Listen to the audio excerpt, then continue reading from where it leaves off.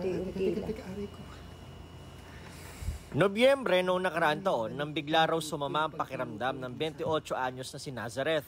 Parang trangkaso lang, tsaka medyo masakit na yung tuhod tsaka pa ako noon. Bago ako ma-hospital, sumakit na siya ng todo bigla na, as in hindi ko ma-explain yung sakit, sobrang sakit talaga.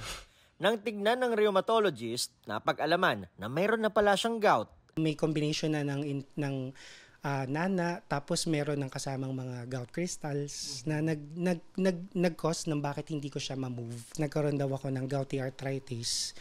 Yun, dahil din sa lifestyle, dahil din sa mga kinakain, and syempre, bilang work from home, so talagang minsan nakastuck lang ako sa bahay, talagang walang exercise.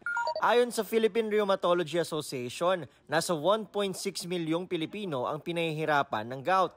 Si Nazareth, 3 buwan daw sumailalim sa therapy para makalakad ulit ng maayos. Tuwing sinusumpong ng gout, painkiller daw ang kanyang takbuhan. Maraming nagiging cases din ng complications gaya ng CKD or kidney failures sa too much take ng mga painkillers. Ito rin daw ang gustong maiwasan ng mga researcher ng Institute of Herbal Medicine. Kaya gamit ang herbal plant na kung tawagin ay ulasimang bato o pansit-pansitan, gumawa sila ng gamot para sa gout. Yung pharmacologic activity niya, nakaka-inhibit nung xanthine oxidase, no? This is the same mechanism of action of your allopurinol, no? Para yung ating uric acid ma-breakdown, no? At hindi na siya mag-accumulate sa ating body.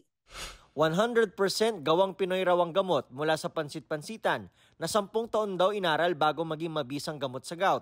Sa clinical trial ng Institute of Herbal Medicine, 78% ng uric acid level ang ibinaba ng uminom nito matapos ang 49 days. What is good about the ulasimang baton? No? Nakitaan din siya ng analgesic effect at saka anti-inflammatory. No? Sa ngayon, hinihintay na lang daw nilang maaprobahan ang Certificate of Product Registration ng gamot ng Food and Drug Administration.